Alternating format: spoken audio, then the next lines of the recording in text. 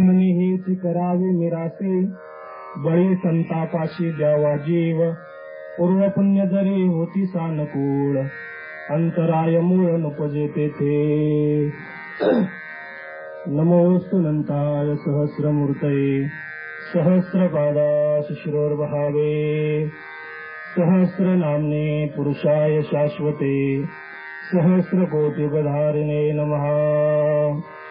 नमः कमलनाभाय, नमस्ते जलशायने, नमस्ते केशवानंत वासुदेव नमोस्तुते. नमो ब्रह्मण्य देवाय गोब्राह्मण हिताय च, जगद्धिताय कृष्णाय गोविंदाय नमो नमः. आत्मरूप गणेशु केलिया स्मरण, होय सकळ विद्यांचे अधिकरण. तेच वंदु श्री चरण श्री गुरूंचे,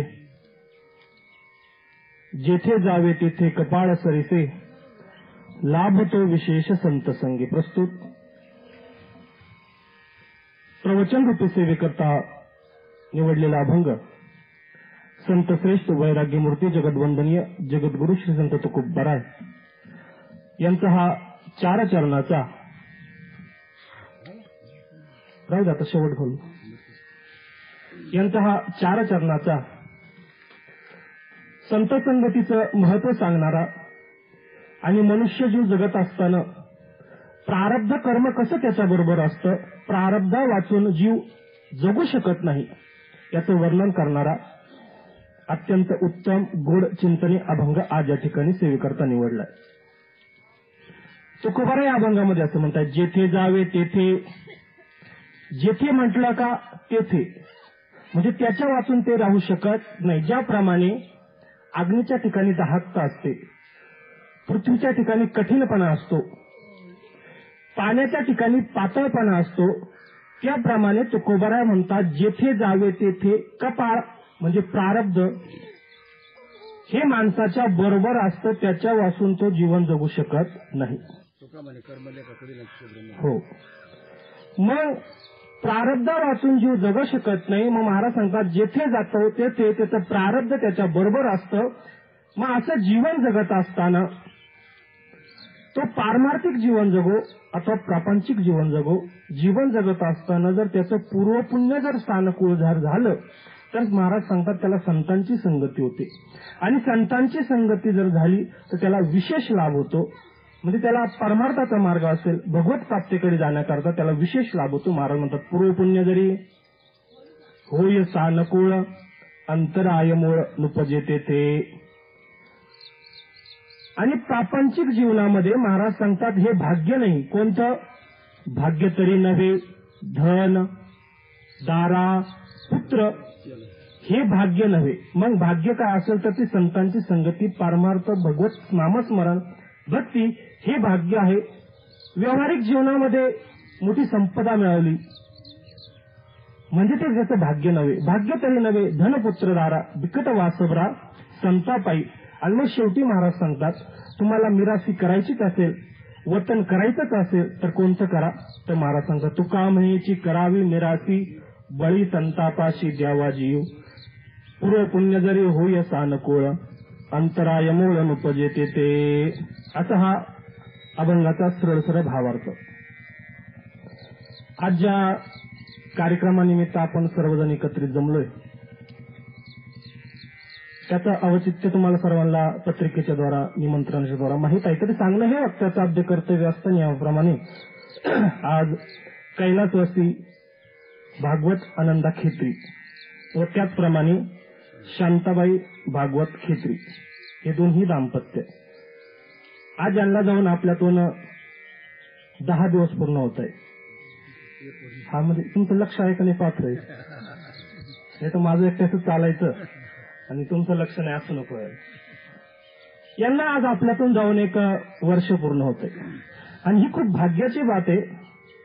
मला वाटतं शांताबाई भागवत खेत्री या आधी गेलेल्या आहे, बरोबर. म्हणजे याला आहे वाचलेलं असं म्हणतात.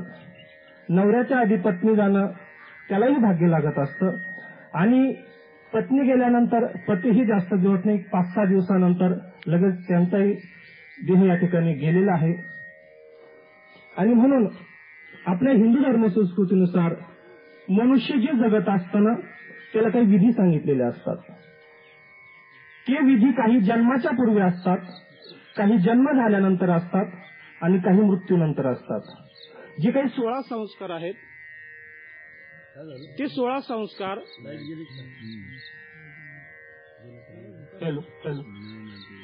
जे काही 16 संस्कार आहेत ते फक्त जन्माला आल्यानंतर असं नाही, जन्माच्या पूर्वी पण, जन्म झाल्यानंतर पण आणि मृत्यूनंतर पण आहे. आता गुरुवर्य महाराज ते नेहमी सांगत असतात, पण प्रासंगिक कार्यक्रम आहे म्हणून एक 5-10 मिनिटांनी मी माझ्या चिंतनाकडे येणार आहे. जन्माच्या पूर्वी असतो जातकर्म, चुडाकरण, नामकरण आणि जन्माच्या पूर्वी असतो तो गर्भधान संस्कार. जन्मानंतर नामकरण, केशोपन आणि 20-21 वर्षानंतर महत्वाचा सोहळा असतो तो विवाह संस्कार. मृत्यूच्या प्रसंगी अंत्यविधी, 10 दिवसांनी दशक्रियाविधी आणि वर्षानं असतं ते वर्षश्राद्ध. मग आजच्या दिवशी गेलेल्या व्यक्तीच्या नावाने ज्ञानदान, अन्नदान, पिंडदान हे सगळं करावं लागतं.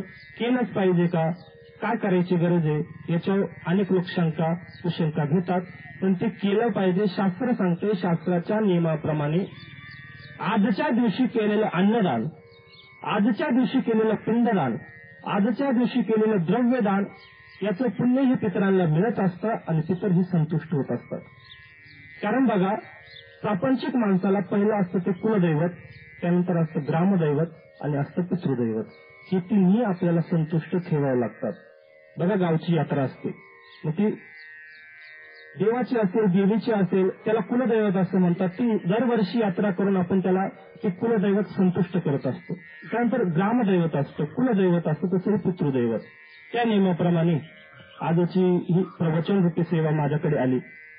गुरुवर्य महाराजांच्या आयोजनातून, नियोजनातून, त्याचप्रमाणे खेत्री सर असतील व भागवत महाराज असतील यांच्या नियोजनातून मला या ठिकाणी येण्याचा योग आला. असो, प्रवचनाकरता अभंग निवडलाय. महाराज सांगतात, जेथे जावे तेथे कपाळ सरीसे, लाभ तो विशेष संत संगे. या अभंगातून महाराजांनी एक प्रारब्धाचं प्रतिपादन केलेले. मनुष्य जीव प्रारब्ध वाचून जीवन जगू शकत नाही, कर्मा वाचून जीवन जगू शकत नाही. कर्म त्याला चुकत नाही, नवे नवे कर्म मनुष्याला नाही, देवालाही चुकत नाही, देवाच्या बापालाही चुकत नाही, साधू संतांनाही चुकत नाही आणि तुम्हाला आम्हालाही प्रारब्ध चुकत नाही का, चुकतं नाही महाराज. आणि प्रारब्धाच्या बाबतीमध्ये, कर्माच्या बाबतीमध्ये असं सांगितलंय, कर्माचं एक बीज असतं. आपण सगळं शेतकरी वर्ग आहे. आपण जर शेतामध्ये बी पेरलं तर त्याला अंकुर फुटतो, बरोबर आहे. आपण जर शेतात बी पेरलं तर त्याला अंकुर फुटतो. मग त्याप्रमाणे कर्माचं एक बीज असतं आणि त्याला अंकुर फुटतो 2 प्रकारचा. एक फुटतो मागच्या जन्मात केलेल्या कर्मानुसार या जन्मामध्ये शुभ कर्म आणि अशुभ कर्म करण्याची इच्छा, आणि एक असतो तो प्रारब्धाचा अंकुर. तो प्रारब्धाचा अंकुर भोगावाच लागतो. म्हणजे दुसरा जो अंकुर आहे, शुभ आणि अशुभ, चांगलं करायचं का वाईट करायचं, हे कोणाच्या हातात आहे, हे आपल्या हातात आहे. परंतु जो प्रारब्ध झालंय, जे प्रारब्ध ते भोगावंच लागतं, त्याच्या वाचून काय मनुष्य जीवन जगू शकत नाही. परंतु प्रारब्ध जर आपण सांगायला लागलो तर काही काही लोक 4 पुस्तकं जास्त वाचतात, जास्त शिकलेले असतात. ते म्हणतात, महाराज आम्हाला काही पटत नाही, तुम्ही खूप प्रारब्ध आधी नाही, प्रारब्ध काय मानावंच लागतं का, प्रारब्ध काय असतंच का, प्रारब्ध हे भोगावं लागतं, आम्ही काय मानत, प्रयत्न केले तर सगळं काही साध्य होतं, असंही काही म्हणतात. आणि प्रारब्ध ते मानायला तयार नाही.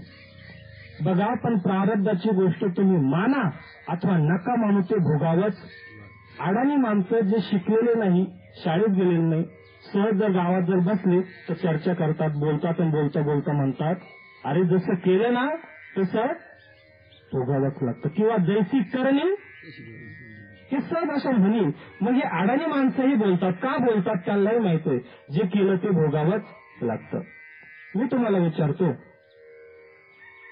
आपण सगळे शेतकरी, शेतामध्ये जर गहू केले आता गोण्यामध्ये भरतात, पोत्यामध्ये भरतात. पण पूर्वीच्या काही कसं होतं बाबा तुमच्या काळात? ते घराघरामध्ये कणगी म्हणतात, पेव म्हणतात, त्याला कोठी पण म्हणतात, बरोबर आहे. मग गहू केले, ती कणगी ते पेव भरून ठेवलं, तर त्याला खालून एक छोटंसं दार असायचं. ते दार उघडलं म्हणजे त्याच्यातून काय येत होतं? गहू येत होते. मग एक मोठा शेतकरी होता, गहू केले, गहू कणगीमध्ये भरले, दार उघडलं की गहू यायचे, दळण करायचा, दळून आणायचा, चपात्या खायचा. बरेच वेळा महिना, 2 महिने, 4 महिने, 6 महिने झाले, तो काय खात होता? गहू खात होता. मग गहू खाऊन खाऊन त्याला कंटाळा आला. तो म्हटला आता गहू नाही खायचे, आता बाजरी खायची. आणि म्हणून गेला, दार उघडलं, त्याच्यातून बाजरी बाहेर आली. हा, तुम्ही ऐकता? येईल का? नाही ना. का नाही येणार आहे? त्याच्यात जर गहू भरून ठेवले तर खाली काय येणार आहे? आणि मग तुम्ही जर वाईट कर्म करून ठेवलं तर भोगायला काय येणार आहे? तेच येणार आहे. मग चांगलं भोगायला येणारच नाही का? येईल. केव्हा येईल? ज्या वेळेस तुम्ही चांगले कर्म कराल त्यावेळेस चांगलं भोगायला येईल. मग तुम्हाला ती गहू आधी संपावे लागतील, शेतात बाजरी करावी लागेल, पुन्हाच्या कणगीमध्ये भरावी लागेल, आणि मग जर दार उघडलं तर बाजरी. मग तुम्हाला उदाहरण कळालं. त्याप्रमाणे तुम्ही जीवन जगत असताना मागच्या जन्मामध्ये वाईट कर्म करून ठेवले तर ते तुम्हाला भोगावंच लागणार आहे. पण मग असं नाही माझ्या वाट्याला कायमच वाईट आहे, म्हणजे चांगलं तरी का करायचं. पण आता जर चांगलं केलं तर पुढच्या जन्मात नक्की त्याला चांगला भोग मिळणार आहे. आणि प्रारब्धाचा भोग हा प्रयत्नाने टाळता येऊ शकतो का? प्रयत्न केलेत, एखादा खूप शक्तिशाली असला, बलशाली असला, ज्ञानी असला, हुशार असला, प्रयत्नाने प्रारब्ध टाळू शकतो का? नाही. तुम्हाला एक उदाहरण सांगतो, ऐका. परीक्षितीचा मुलगा जन्मेजय राजा. जन्मेजय राजा सर्वसामान्य नव्हता. कर्मकांडाचे 10 अध्याय लिहिणारा असा जन्मेजय राजा मोठा ज्ञानी होता. एके दिवशी व्यास महर्षी जन्मेजय राजाच्या नगरीत आले. आता व्यास महर्षी साधू महात्मे न बोलवता, काही कल्पना नसता घरी आले. राजाला मोठा आनंद झाला. या महाराज बसा, आदरातिथ्य केलं. कारण बघा, साधू महात्मा न बोलावता घरी येणं म्हणजे याला महत्भाग्य म्हणतात. आता आपण बोलावतो, चर्चा वेळा बोलावतो, मग येतात, तर मग आपण म्हणतो महाराज आमच्या घरी आलाय, तो भाग सोडून द्या. पण न बोलावता येणं त्याला महत्भाग्य म्हणतात. कारण अतिथी शब्दाचा अर्थच असा आहे, न तिथी इति अतिथी. जो न बोलावता येतो त्याला अतिथी असं म्हणतात. मग महाराज आले. या महाराज बसा, आदर सत्कार केला, आसन दिलं, दूध दिलं, फळं दिली. व्यास महर्षी बसले, राजाही बसला, सगळी प्रजा अशी तुमच्यासारखी बसली. आणि मग राजा म्हणतो, महाराज तुम्ही बसलाच आहात, तर आमच्या प्रापंचिक जीवाला ज्ञानाच्या 4 गोष्टी सांगा. मग व्यास महर्षींनी प्रवचनाला सुरुवात केली. प्रवचन सांगत होते. सांगता सांगता पुढे आला कर्माचा विषय. आणि कर्माचा विषय सांगत असताना व्यास महर्षी म्हटले, राजा कर्म इतकं बलशाली असतं, इतकं प्रभावी असतं, कुणीही असला, कसाही असला तर त्याला ते प्रारब्ध कर्म भोगावंच लागतं. महाराज सांगत होते. राजा ऐकत होता. मग ऐकून घ्यावं ना. राजा म्हटलं, महाराज तुम्ही जे सांगता ते मला पटत नाही. काय? प्रारब्ध भोगावंच लागतं असं काही नाही. माझ्या जर सारखा एखादा बलशाली असला, म्हणजे माझ्यासारखा नाही बरं का, राजा म्हणतो माझ्यासारखा एखादा बलशाली असला, ज्ञानी असला, तर तो प्रारब्ध टाळू शकतो. महाराज म्हटले, नाही राजा, नाही, असं नाही, मला पटत नाही. तुम्ही मला माझं प्रारब्ध कर्म सांगा, मी त्याच्यातून तुम्हाला चुकून दाखवेल, टाळून दाखवेल. व्यास महर्षी म्हटले, तसं नाही राजा. अरे तुझं प्रारब्ध कर्म असं आहे, मी तुला सांगू नये आणि तूही ऐकू नये. का? तुझं प्रारब्ध कर्मच तसं आहे. कसं मला तुम्ही सांगा, मी त्यातून टाळून दाखवेल. मग व्यास महर्षी म्हटले, राजा ऐक, तुला 1 नाही 2 नाही, तुला 18 प्रकारचे कोड होतील. काय सांगितलं? 18. मग राजा घाबरला. मग महाराजांनी सांगितलं, राजा जर तुला वाटत असेल मला कोड होऊ नये तर तू काय करायचं तेही सांगतो, ऐक. व्यास महर्षी म्हटले, राजा जर तुला वाटत असेल तुला कोड होऊ नये तर ऐक, तुझ्या नगरीमध्ये कधी यज्ञ करू नको. राजा म्हटला, नाही करणार. पण व्यास महर्षी म्हटले, राजा तू करशील. राजा म्हटला, तर तुम्ही मला सांगितलंय कोड होऊ नये म्हणून यज्ञ करायचा नाही, मी कशाला करेल, मला काय हौस आली तो कोड होण्याची, नाही करणार. बरं ठीक आहे राजा, जरी तू यज्ञ केला तर यज्ञामध्ये जो घोडा असतो तो घोडा खरेदीही करू नको आणि तो घोडा विकूही नको, कारण पूर्वीच्या यज्ञामध्ये घोडा सोडला जायचा. राजा म्हटला नाही, घेणारही नाही आणि सोडणारही नाही. पण महाराज म्हटले तू घेशील. आता राजा म्हटला मी नाही घेणार, तुम्ही सांगता मी कशाला करू. राजा एक यज्ञ करू नको, केला तर जो घोडा आहे तो घेऊ नको आणि घेतला तर ऐक त्याच्यावर बसू नको. राजा म्हटला नाही बसणार. पण महाराज म्हटले तू बसशील आणि बसला तर ऐक, उत्तर दिशेला जाऊ नको. नाही जाणार नाही. पण पावर का प्रारब्ध सांगतोय तुम्हाला, माहीत जरी असलं तर ते टाळता येत नाही. उत्तर दिशेला जाऊ नको. गेला तर एका अरण्यामध्ये तुला सुंदर स्त्री भेटेल, तिच्याशी बोलू नको. नाही बोलणार म्हणे. पण तुम्ही सांगताय नाही, मी कशाला जाईल. पहिली गोष्ट घोड्यावर बसणार नाही. बसलो तर अरण्यात जाणारच नाही.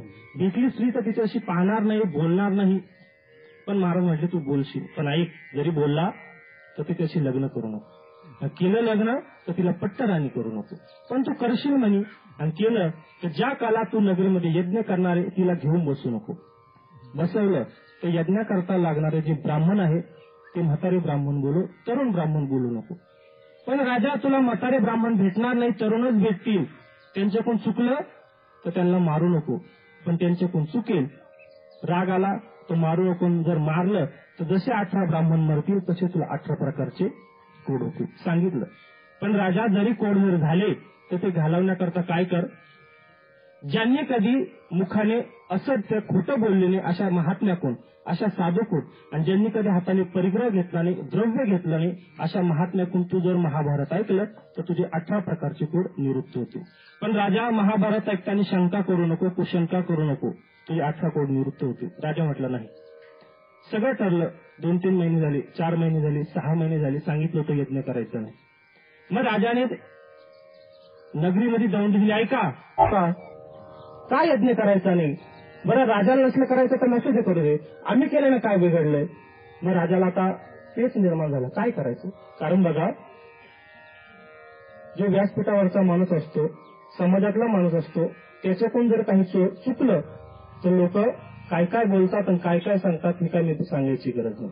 मग राजाबद्दल कुजबूज चालू झाली, असा कुठं राजा असतो का, मग काय करायचं. मग राजा म्हटलं आता आपल्याला यज्ञ नाही करायचं ना. समाजाने केला, प्रजेने जर केला तर काय बिघडलं.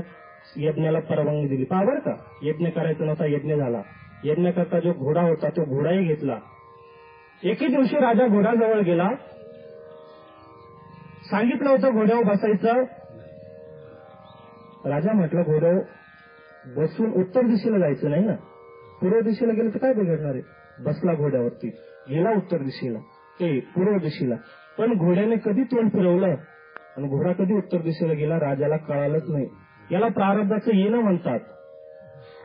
दारू पिणं वाईट आहे, कोणाला कळत नाही हो. जो पितो त्यालाही पण कळतं. पण संध्याकाळी 6 वाजले का त्याची गाडी पंपावरती जाते आणि आत्ता पावसाळतो का, हे प्रारब्धाचं येणं असतं.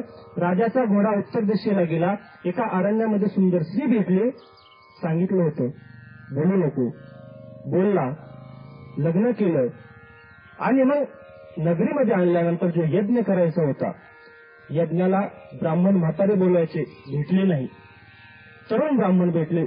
यज्ञ चालू झाला आणि बघा यज्ञामध्ये जो घोडा असतो, जो अश्व असतो, त्याला न्यास सांगितलेला असतो. ब्राह्मण लोक मंत्र म्हणत असतात. मंत्र म्हणता म्हणता घोड्याच्या ज्या ज्या अंगात अवयवांचा नाव येईल त्याला हात लावायचा असतो, न्यास करायचा असतो. मग राणी न्यास करत होती. संपूर्ण घोड्याचा न्यास झाला. घोड्याच्या गुप्त अंगाचं नाव आलं, राणीने हात लावला.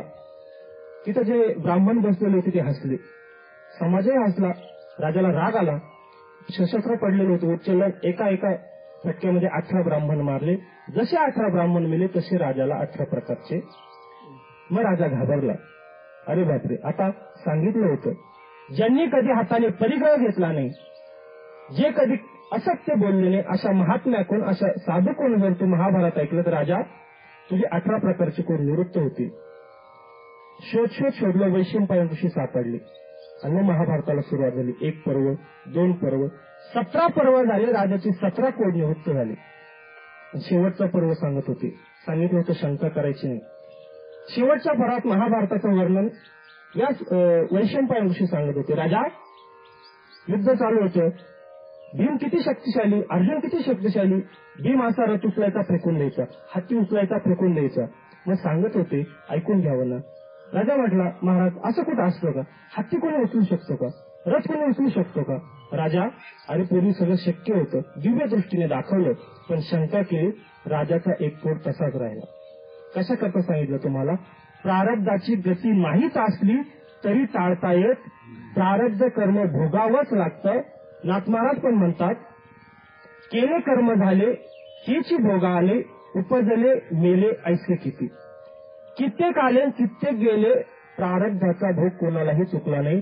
एखादा स्वर्गाला जातो तोही प्रारब्धाने, आणि एखादा नरकाला जातो तोही.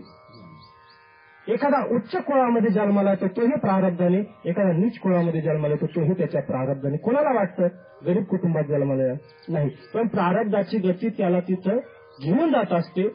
आणि बघा, प्रारब्ध हे तुम्हाला आम्हाला चुकत नाही, तर नवे नवे देवाच्या बापालाही चुकत, देवालाही चुकत नाही, आणि साधू संतांनाही चुकत नाही.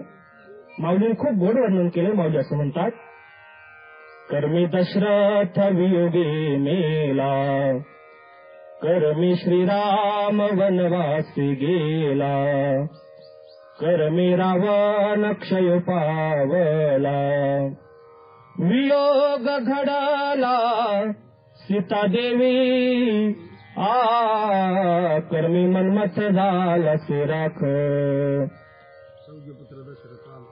अंतकाळी एकही नव्हता. राजाच्या पोटी अखिलकोट ब्रह्मांड नायक 14 भुवनाचा धनी देवादिदेव प्रभू रामचंद्र जन्म घेऊनही राजाला प्रारब्ध चुकवता आलं. राजाचं काय होतं प्रारब्ध? कथाभाग तुम्हाला सर्वांना माहिती. अंध मातापित्यांना तीर्थयात्रा करायची म्हणून श्रावण बाळाने कावड तयार केली, आणि श्रावण बाळ कुठं चालला? तीर्थयात्रेला, काशीला चालला. ज्या अरण्यामधून श्रावण बाळ चालला होता त्याच अरण्यामध्ये राजा दशरथ शिकारी करता आलेला होता. दिवसभर शिकार नाही मिळाली, आणि म्हणून संध्याकाळच्या वेळी एखादं सावध तलावरती पाणी पिण्याकरता येईल, मी शिकार करीन या हेतूने, या उद्देशाने एका झाडाच्या कडाला राजा दशरथ बसलेला होता. संध्याकाळ झाली, श्रावण बाळ चालतोय. श्रावणाच्या विरुद्ध श्रावणा, रात्र व्हायला आली, दिवसभर चालतोय, तुम्ही काही खाल्लं नाही, पाणी पिला नाही, आम्हालाही तहान लागली, भूक लागली. राजा, ते मुला आपण थांबू, जर काय खायला असलं तर बघ, पाणी मिळालं तर बघ. आणि म्हणून कावड एका झाडाखाली ठेवली. आई वडील झाडाला पाठ लावून बसले, आणि श्रावण बाळाने हातामध्ये कमंडलू घेतलं, पाण्याच्या शोधात चालला. बराच लांब गेला, पाणीचं दिसाना, नाराज झाला, काय करायचं. पण तेवढा पक्ष्यांचा किलकिलाट ऐकू आला, आणि श्रावण बाळाला वाटतं, अरे ज्या अर्थी पक्षी किलकिलाट करताय ना, त्या अर्थी नक्की इथं पाणी असलं पाहिजे. गेला कमंडलू पाण्यामध्ये बुडवणार, तर बघा पाण्यामध्ये कमंडलू बुडवल्यानंतर आवाज येतो, बुडबुड असा आवाज आला.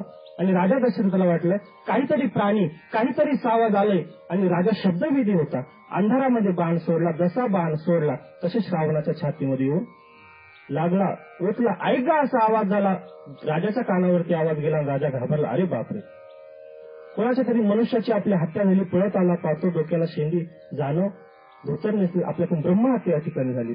विचारलं, तू कोण आहेस, कुठून आलास? सगळं सांगितलं. श्रावण म्हणतो, राजा बस माझी शेवटची इच्छा, माझ्या अंध मात्या पित्यांना तू आता पाणी पाज.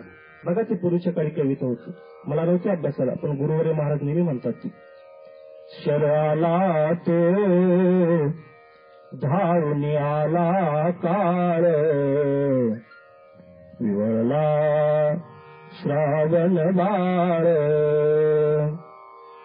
या ब्राह्मण पुत्रा बघुनी शोकाकुल झाला नृमणी, आसवे आनुनी नयनी, तो वदला हंत तुझा नाशाला, मी पापी श्रावण बाळा, अनाया निर्मळ वारे, आलो मी या कासारे, ही लगबग भरणी झाली, तो परत फिरे, तो तुमचा शर आला, या उरात ऋतुनी बसला, शर आला तो धावून आला काळ, वळला श्रावण बाळ. अतिशय गोड कविता होती. आणि मग दशरथ राजाने हातामध्ये कमंडलू घेतलं आणि ज्या दिशेने राजा श्रावणाचे आईवडील होते त्या दिशेने चालला. पण बघा राजाची परिस्थिती, राजाची अवस्था अशी झाली, हात असून हातामध्ये कमंडलू धरता येत नव्हतं, पाय असून पायाने चालता येत नव्हतं आणि डोळे असून समोर काही दिसत नव्हतं. का? आपल्याकडून ब्रह्महत्या झाली. गेला श्रावणाच्या वेळी दिसतात आणि श्रावणाच्या वेळेला पायाचा आवाज आला. दिसत तर नव्हतं. श्रावणाच्या वेळेला आपला श्रावण बळाला, पायांचा आवाज अगदी जवळ येतोय. श्रावणाच्या वेळेला श्रावणा आलाच का रे? खूप वेळ लागला, पाणी नाही मिळालं का? खायला काही नाही मिळालं का? अरे नसलं पाणी तर नसू दे बस. अगदी पायांचा आवाज जवळ येतोय पण बोलत कोणीच नव्हतं. का? सांगितलं होतं राजा जर बोलला तर ते पाणी पिणार. श्रावणाच्या वेळी म्हणतात श्रावणा आमच्या समोर उभा राहतोस, आमच्याशी बोलत नाही, आमचा राग आला का? अरे पाणी नाही मिळालं का? खायला काही नाही मिळालं का? अरे नसू दे खायला, नसू दे प्यायला, पण आमच्याशी दोन शब्द. अरे नसू दे खायला, तुला राग आला का आमचा? दिवसभर चालतो, बसलं का लगेच तुला पाण्याला पाठवतो, खायला पाठवतो. अरे नसू दे खायला, नसू दे प्यायला, पण तू आमच्याशी दोन शब्द. मी परत वाक्य उच्चारतो. श्रावणाच्या वेळी म्हणतात श्रावणा अरे नसलं खायला तर नसू दे, नसलं प्यायला तर नसू दे, पण तू आमच्याशी दोन शब्द. मी का डबल उच्चारतोय तुम्हाला कळालं? मी श्रावणाच्या आई वडिलांचं नाही सांगत, मी तुमचं आमचं सांगतोय. प्रत्येकाच्या आई वडिलांची हीच इच्छा आहे की आमच्या मुलांनी आमच्याशी दोन शब्द बस, त्यांना बाकी काही कसली आपल्या पैशाची अपेक्षा नाही, कसली अपेक्षा नाही. बस बाबा तुम्ही बसलात, तुम्ही खाल्लं, तुम्ही पाणी पिले, तब्येत बरी, एवढं जरी विचारलं तर म्हाताऱ्या माणसाला त्याचं 5 वर्ष आयुष्य वाढू शकतं. आणि म्हणून श्रावणाच्या वेळेला श्रावणा अरे खायला नसू दे, प्यायला नसू दे, आमच्याशी दोन शब्द बोल. राजाचा नाविलाज होतो. आणि मग राजा म्हणतो मी तुमचा मुलगा नाही, मी या देशाचा राजा आहे. श्रावणाच्या वेळी म्हणतात तू जर या देशाचा राजा आहे, आमचा राजा कुठं गेला?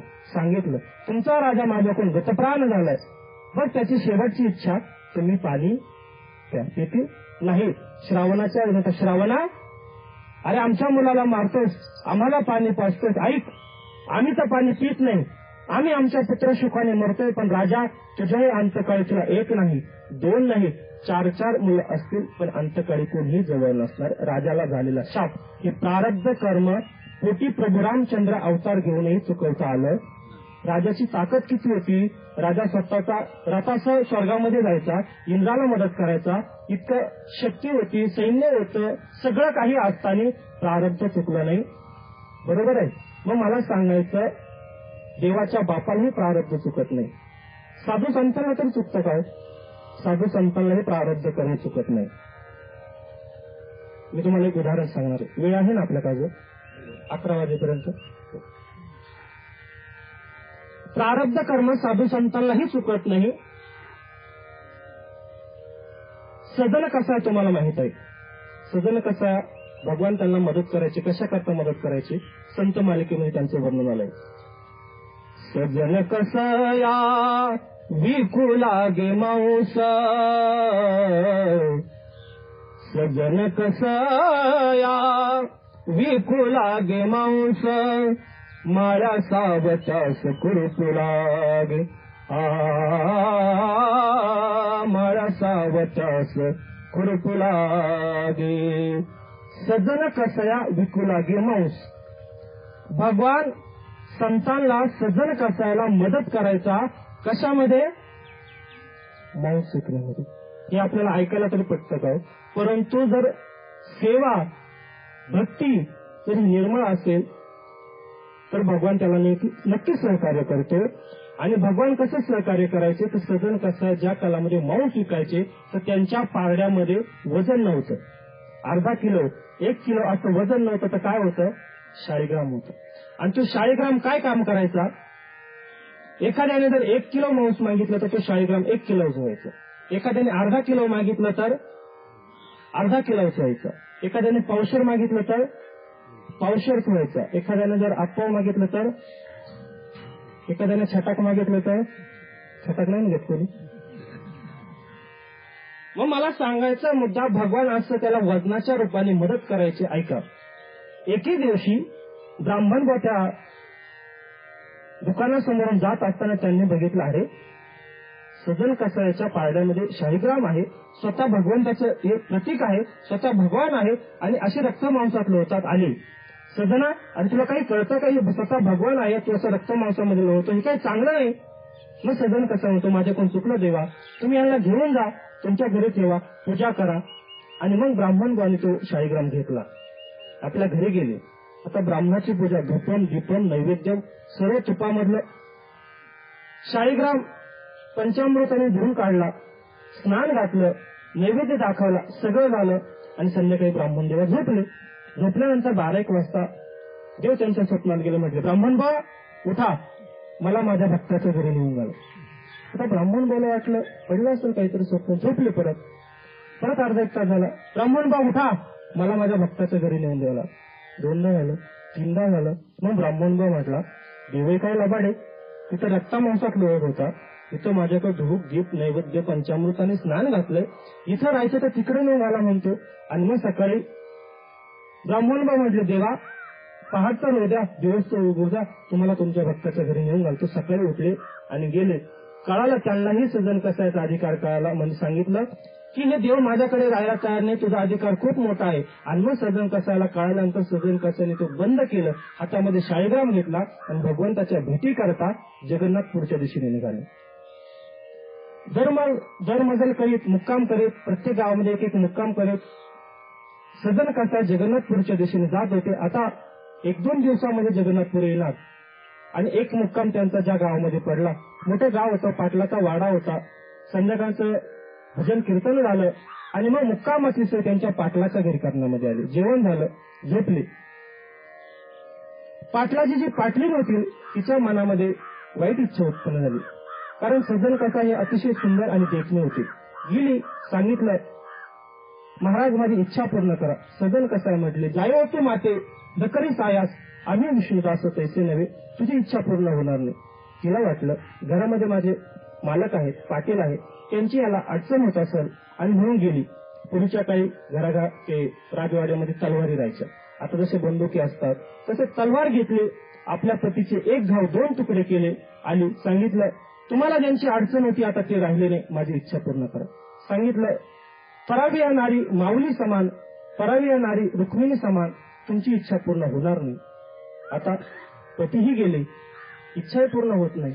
आणि मग तिला आरडाओरडा केला, कांगावा केला, लोक गोळा केले. सांगितलं, माझा पती या महाराजांनी मारला. सगळं असं सांगितल्यानंतर आता दुसऱ्या दिवशी न्यायालयामध्ये गेले, राजापुढे सगळं प्रकरण सांगितलं, मांडलं. पण राजा सजन कसाकडे पाहत होता आणि त्यांना माहित होतं यांच्याकडे पाहिल्यानंतर असं वाटत नाही, पण करायचं काय, दिसतंय सगळं, शिक्षा तर दिली पाहिजे. मग काय करायचं, ज्या हाताने पाटील मारला ते हात कलम करण्यामध्ये आले. कलम केले, शिक्षा झाली. सजन कसाने कसा तरी तो शाळीग्राम घेतला आणि जगन्नाथपुरीच्या दिशेने गेले. आणि मग भगवंताने आपला भक्त आल्यानंतर पाहिलाय, पालखी घेतली आणि सजन कसाला आणण्याकरता गेले. आणि आणण्याकरता गेल्यानंतर म्हटले, सजना तुम्ही खूप थकलाय, बसा पालखीमध्ये बसा. सजन कसा म्हटले, देवा मी तुमच्या पालखीत बसण्याकरता नाही आलो, आधी मला सांगा माझे हात का तोडले. काय म्हटले, आधी माझे हात का तोडले ते सांगा. भगवान म्हटले, तुझे हात मी नाही तोडले. मग तुझे हात तूच तोडले नाही, कसं काय. ऐक राजा, ते सजना, मागच्या जन्मामध्ये तू ब्राह्मण होतास. नदीच्या काठावर संध्या करत असताना एक गाय तुझ्यापासून पळत गेली. पाठीमागून कसाही तिच्या मागे जात होता. गायी तू बघितली. पाठीमागून कसाही आले, तुला विचारलं, ब्राह्मण बा गायी बघितली का. आता तुम्हाला वाटलं गायी गेली बघितली सांगावं, तर हा जाईल, तिला धरील, तिला कापेल, तिला मारील, ती पातक मला लागेल. बरं नाही सांगावं तर खोटं बोलल्याचं पातक आहे. मग करायचं काय, तुम्ही फक्त हाताने खुणवलं. आणि म्हणून ज्या हाताने तुम्ही खुणवलं ते हात कलम करण्यात आले. जो कसाईने गायी मारली ती गाई पाटलीन झाली आणि ती पाटलीन होऊन जो कसाई पाटील झाला आणि त्या पाटलीने तो पाटील मारला आणि तुझे हात कलम झाले. मी काही कोणाचं करत तुका म्हणे तू काय करतीस आणि कर्म दुस्तरासी अमुची या. भगवान कोणाला काही देत नाही आणि तो कोणाचं काही घेतही नाही. आपलं प्रारब्ध कर्म आपल्याला भोगावं लागतं, देवालाही भोगावं लागतं, साधू संतांनाही भोगावं लागतं. आणि तुम्हाला आम्हाला ते काय जास्त सांगायचं काम आहे का? हो, भोग नाही ते फळ संचिताचे. जो भोग असतो, जे संचित असतं ते भोगावंच लागतं, ते कोणालाही चुकत नाही. तुम्हाला देवाच्या बापाचं उदाहरण सांगितलं, संतांचं उदाहरण सांगितलं आणि तुमचं आमचं जीवन तर आपल्याला प्रारब्ध कर्म भोगावं लागतं. आणि मग तुकोबाराय म्हणतात, जेथे जावे तेथे कपाळ सरीसे लाभ तो विशेष संत संगे. असं प्रारब्ध जीवन जगत असताना प्रापंचिक जीवन जगा, आता पारमार्थिक जीवन जगा. पारमार्थामध्येही भोग भोगावे लागतात आणि प्रपंचामध्येही भोग भोगावे लागतात. आणि मग महाराज सांगतात, असं जीवन जगत असताना पारमार्थिक अथवा प्रपंचामध्ये जीवन जगत असताना संतांच्या संगती करता एक विशेष पुण्य असतं. आणि ते जर विशेष पुण्य जर सान्मुख झालं, फलोन्मुख जर झालं तर संतांची संगती होत असते. कारण संतांची संगती सुखती येणे पंथी. साधू संतांची संगती इतक्या सहजासहजी होत का होती? नाही होत महाराज. संतांची संगती पूर्वपुण्य असेल, या जन्मातली प्रयत्न असेल तर त्याला संतांची संगती होत असते. आणि मग महाराज सांगतात, असं प्रारब्ध जीवन जगत असताना, प्रापंचिक जीवन जगत असताना आणि पारमार्थिक जीवन जगत असताना पुण्य फलोन्मुख झाल्यानंतर संतांची संगत होती आणि त्याला विशेष लाभ होतो. म्हणजे काय होतं तर तो भगवत प्राप्तीकडे जातो, त्याला भगवत प्राप्ती होती. आणि मग पुढे महाराज सांगतात, प्रपंचामध्ये भाग्य तरी नव्हे धन पुत्र दारा. मनुष्य जीव जन्माला आल्यानंतर त्याच्या जीवनामध्ये भाग्य काय असेल तर जन्माला आल्यानंतर तो मोठा शिकला पाहिजे, शिकल्यानंतर त्याला मोठी नोकरी मिळाली पाहिजे, मोठी नोकरी मिळाल्यानंतर त्याने मोठा पैसा कमावला पाहिजे, बंगला गाडी सगळं कमवलं म्हणजे त्याच्या जीवनामध्ये त्याचं भाग्य. याला भाग्य म्हणता का? मोठा बंगला, मोठी गाडी, मोठी प्रॉपर्टी असली म्हणजे त्याला भाग्य म्हणत, याला भाग्य म्हटलं नाही. मग भाग्य कशाला म्हटलंय? भाग्य तरी नव्हे धनपुत्र दारा बिकट वासबरा. संतांची संगती, परमार्थ, नामस्मरण, भजन, वारी असेल याला भाग्य म्हटले. आणि तुमच्या आमच्या जीवनामध्ये मनुष्य जीव जन्माला येतो कशा करता तर तो येतो फक्त भगवत प्राप्ती करता. मी सांगत नाही, तुकोबाराय म्हणतात, तुका म्हणे जन्म आल्याचे सार्थक आणि विठ्ठलाचे एक. मग भगवत प्राप्ती करता मिळालाय. मग महाराज सांगतात, तुम्ही तुमचं जीवन जगत असताना प्रारब्ध तर तुम्हाला चुकत, जेथे जावे तेथे कपाळ सरीसे. मग प्रारब्ध भोगत असताना संतांची संगती करून तुम्ही निश्चित भगवत प्राप्तीकडे जाऊ शकतात. आणि मग शेवटी महाराज सांगतात, असं जीवन जगत असताना तुम्हाला वचन करायचंच असेल तर कोणतं करा? संतांची संगती ही वचन करा, ही निराशी करा. तुका म्हणे ह्याची करावी निराशी, बळी संतापाशी द्यावा जीव. या अभंगावरती खूप काही बोलण्यासारखे आणि गुरुवर्य महाराजांनी या अभंगावरती बऱ्याच वेळा कीर्तन केले, तुम्ही ऐकलेही असेल. आणि वर्षी श्राद्ध म्हटलं की संत संगतीचं, प्रारब्धाचं, भोगाचं चिंतन जे काय असेल ते करावं लागतं. मग संत संगतीचं महत्व महाराज सांगतात, जेथे जावे तेथे कपाळ सरीचे लाभ तो विशेष संत संगे. मग असं जीवन जगत असताना संतांची संगती जर केली तर निश्चित त्याला भगवत प्राप्ती होती. आज ज्या निमित्ताने आपण एकत्रित जमलोय ते निमित्त तुम्हा सगळ्यांना मी सांगितले. त्यामध्ये भागवत आनंदा खेत्री व शांताबाई भागवत खेत्री यांचं हे प्रथम पुण्यस्मरण आणि त्यांच्या पाठीमागे जबाजी आनंदा खेत्री, भाऊसाहेब भागवत खेत्री व सूर्यभान भागवत खेत्री, दत्तात्रय जबाजी खेत्री, बाळासाहेब जबाजी खेत्री व रवींद्र शिवाजी खेत्री, समस्त खेत्री परिवार यांनी आपल्या माता पितांकरता सुंदर असं आयोजन नियोजन या ठिकाणी केलं. मी सांगितलं वर्ष श्राद्ध का करायचं, कशा करता करायचं, केलं पाहिजे का, ती करायची गरज आहे का. परंतु बघा, मानवी जीवनामध्ये आपल्यावर साधू संतांचे उपकार आहेत, आपल्यावर देवाचे उपकार आहेत, नवे नवे मी तर म्हणेन याही पेक्षा आपल्यावर आई वडिलांचे जास्त उपकार आहेत. बरोबर आहे. पितरांचे ऋण आपल्यावर आई वडिलांचे जास्त ऋण आहे.